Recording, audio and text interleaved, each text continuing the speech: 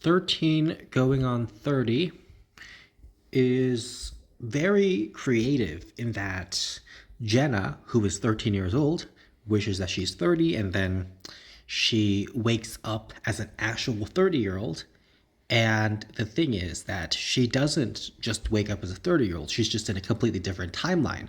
So all the time passed, and she went through 17 years without knowing it technically, and she wakes up as a 30-year-old, and she's had 17 years to grow up. But when she wakes up, she doesn't remember anything about the past 17 years.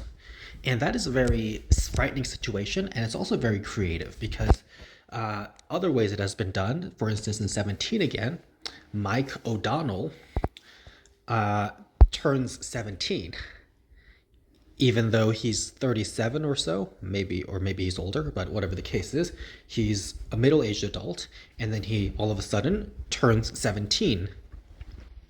But he's in the current timeline, and he's in his own timeline, and the only difference is that he's 17. But the difference with Jenna Rink is that she has turned 30, and she's in a different timeline altogether. And so with Mike O'Donnell in 17 again, it's in the same timeline, so he knows what's going on, and the only difference is him. But with Jenna Rink, she's in a different timeline, and she's completely different as a person, and everything is different, so she is much more lost. And of course, Mike O'Donnell reverts back to his original self, but Jenna Rink reverts back to her original self and goes back to her real timeline.